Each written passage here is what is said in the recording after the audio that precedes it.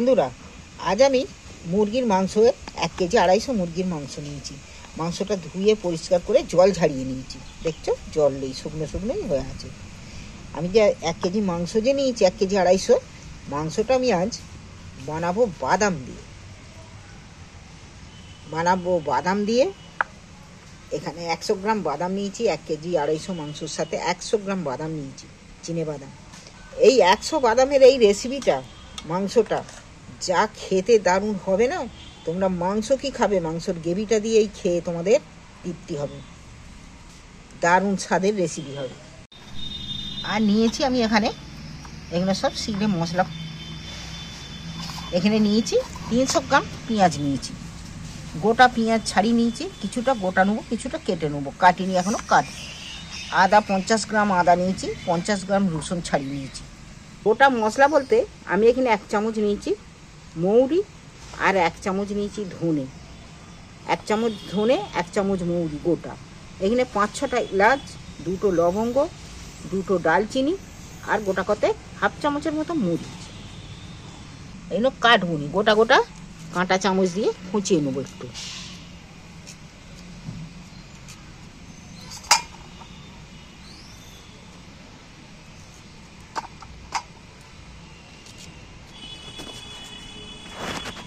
আমি গোটা পেঁয়াজের রেসিপি তোমাদেরকে আরও একবার দেখিয়েছি, কিন্তু এই গোটা পেঁয়াজের রেসিপি এত দারুণ লাগে খেতে, তোমায় কি বলবো। পেঁয়াজ এখানে আমি ছাড়িয়ে গুছিয়ে নিয়ে নিয়েছি, কিন্তু কিছুটা কাটবো, কিছুটা গোটা পেঁয়াজ দেবো।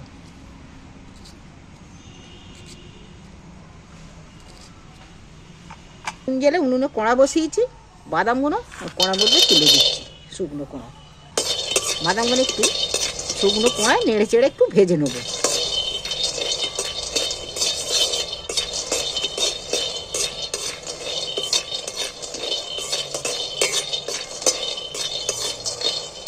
বাকি পেঁয়াজগুলো আমি 4 ফালি করে কেটে নিচ্ছি, আর এইগুলো গোটা গোটা দেবো। দেখো, বাদামটা নাড়াচাড়া করে ভাজতে ভাজতে খোলার গাগুলো অনেকটা পুড়ে এসছে। ভাজা হলেই কিন্তু বুঝতে পারা যাবে, সেন্ট উঠে যাবে চটচট করে। এখনো রস আছে, ওই জন্য চটচট করছে। বাদামটা ভাজা হয়ে গেলে তাহলে ওই চটচটেটা বন্ধ হয়ে যাবে। এই চটছে।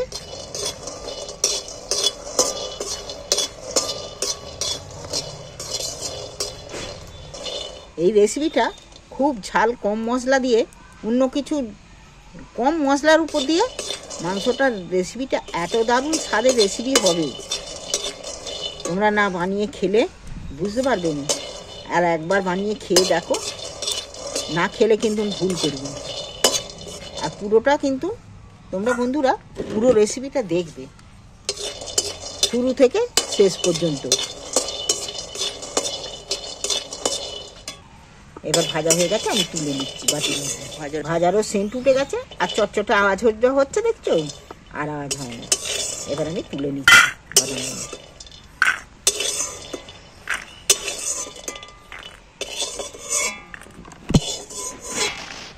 মশলাগুলো নিয়েছি।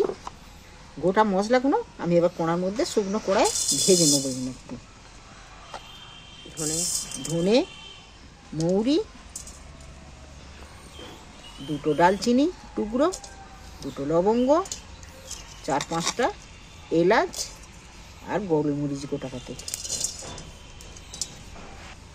আমি এটা শুকনো খোলায় নেড়ে চেড়ে ভেজে নেব একটু।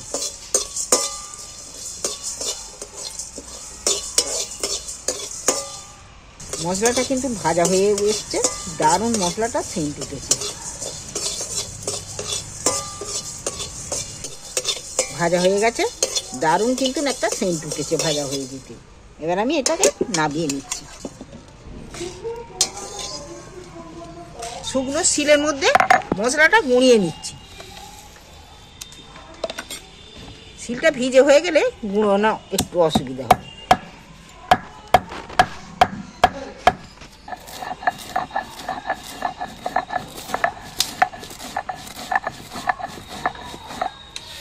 যে কোনো মশলা শিলে করলে, শিলে পেশার মশলার গুণটাই হলো আলাদা। দেখো, কথা বলতে বলতে গুঁড়ো নামার হয়ে গেল। মশলাটা আমি শিল থেকে তুলে নিচ্ছি। এই যে গুঁড়ো গরম মশলা, এটা গরম মশলাই ধরো তৈরি হলো, কিন্তু বাজারের প্যাকেটের গরম মশলার এই মশলার রেসিপির তরকারি খেয়ে দেখবে কোনটা তোমাদের ভালো লাগে। এই মশলা আর বাজারের কেনা মশলার আকাশ পাতাল তফাৎ। কিন্তু আমি এটা একটা চাপা দিয়ে রাখছি যে কোনো জায়গা। এবার আদাটা বেটে নেবো। আদাটাকে একটু থেতো করলো, আদাটা প্রথমে থেতো করে নিয়ে তারপর বাটবো।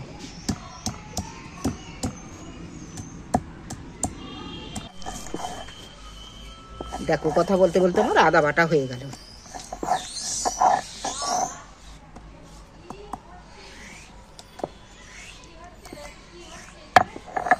এবার রসুন, ওই তো মাংস হচ্ছে, আদা রসুন বাটা হচ্ছে।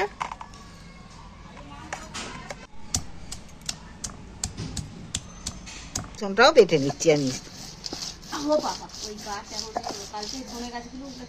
রসুনটা বাটা হয়ে গেছে, রসুনটা তুলে নিচ্ছি আমি। আমি গোটা পেঁয়াজগুলো এর মধ্যে তুলে দিচ্ছি, মাংসতে দিয়ে দিন গোটা পেঁয়াজগুলো কিছুটা। এবার পরিমাণ মতো হলদি দিচ্ছি 1 চামচ, স্বাদ মতো লঙ্কা দিচ্ছি। বাদামগুলো খোসা ছাড়িয়ে মিক্সারের জারে দিয়ে নিয়েছি। এতে একটু জলও দিয়ে দিচ্ছি। এর সাথে 1 চামচ রসুন বাটা, 1 চামচ আদা বাটা, 2 চামচের মতো সর্ষের তেল দিয়ে দিচ্ছি। এইবার আমি মাংসটা মেখে রাখবো কিছুক্ষণ।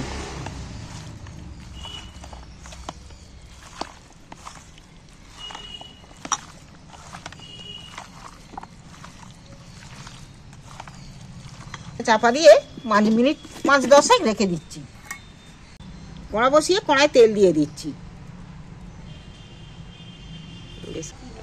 গোটা জিরে, গোটা জিরে দিন, একটা লঙ্কা দিয়েছি আর গোটা জিরে দিয়েছি।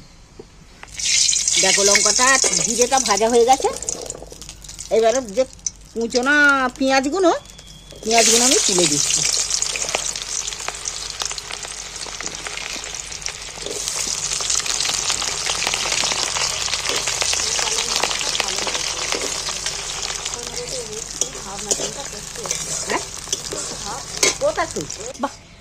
পোজ দিচ্ছে, হ্যাঁ ছবি তোলার জন্য তো পোজ দিচ্ছে। কি সুন্দর রেখেছে দেখো। পায়ে তেল মাখবে। পেঁয়াজটা দেখো তেলের মধ্যে অনেকটাই ভাজা হয়ে এসেছে। একটা টমেটো দিয়ে দিচ্ছি তেলের মধ্যে। দেখো পেঁয়াজটা অনেকটাই ভাজা হয়ে গেছে, আর পেঁয়াজটাকে বেশি ভাজবো না।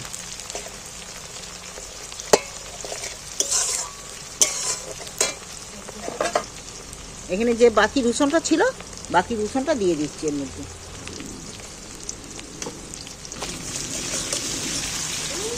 রসুন বাটাটা আমি তেলের মধ্যে একটু ভেজে নিচ্ছি নেড়ে চেড়ে।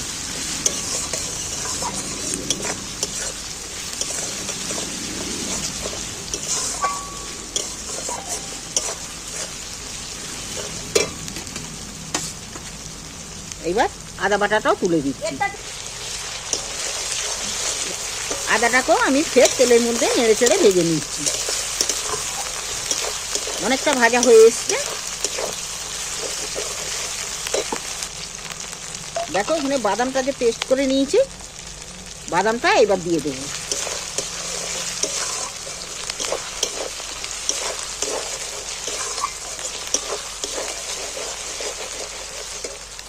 বাদাম বাটাটাও দিয়ে দিচ্ছি।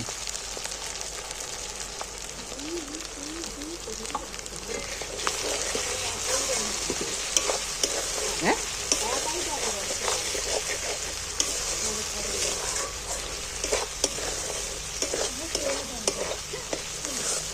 দেখো মশলাটা ভাজা হয়ে গেছে, তেলও ছেড়ে দিয়েছে। এইবার আমি ম্যাগনেট করা মাংসটা তুলে দিচ্ছি এর মধ্যে।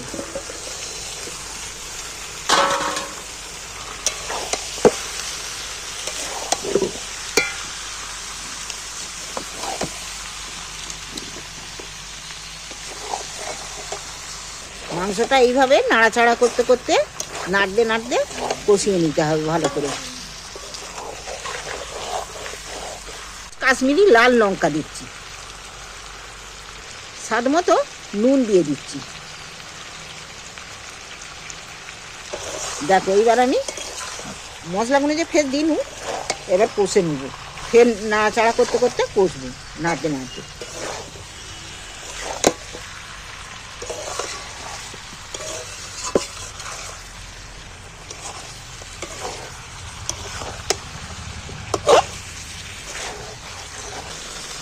আমি মিক্সার ধোয়া জল একটু সাইড দিয়ে দিই।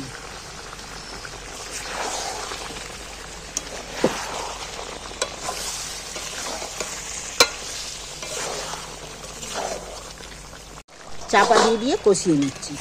নুন দেওয়ার পর কত জল হয়ে গেছে, দেখো জল জল হয়ে গেছে।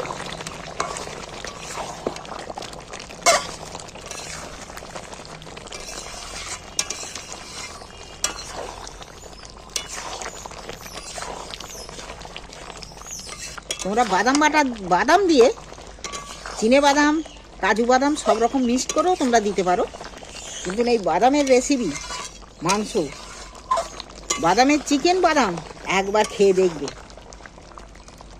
মুখে লেগে থাকবে, তোমাদেরকে আর অমনি মাংস খেতেই ইচ্ছা করবে না।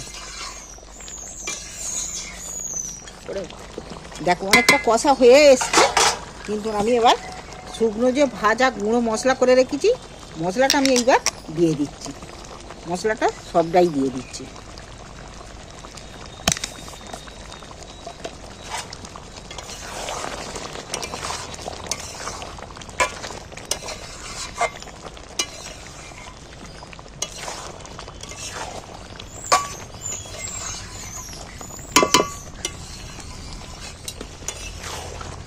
দেখতে কত কালার হয়েছে বলে, একদম কালারফুল। এইভাবে একবার বানিয়ে খেয়ে দেখবে। এই গোটা গোটা পেঁয়াজ দিয়ে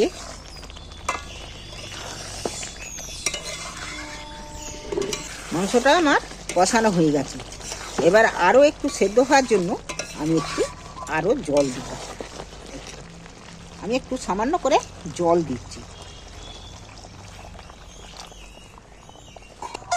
তবে তোমরা বন্ধুরা এই বাদাম চিকেন করতে গেলে কিন্তু তোমরা জল বেশি দেবে না, ঝোল খেলে ভালো লাগবে না। এটা খেতে হবে কষা কষা। এটা ছোটোখাটো কোনো কাজের বাড়ি, কোনো অনুষ্ঠান বাড়ি করতে গেলে যদি তোমরা কষা করতে চাও অবশ্যই এই বাদাম চিকেনটা বানাবে, তাহলে দুর্দান্ত খেতে হবে।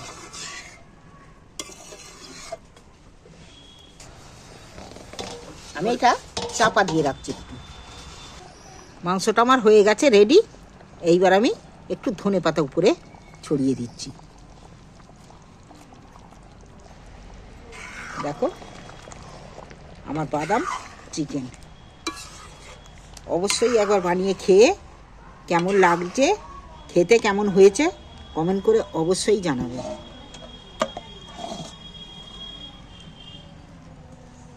এটা কিন্তু দারুণ স্বাদের রেসিপি, না খেলে বুঝতে পারবে না।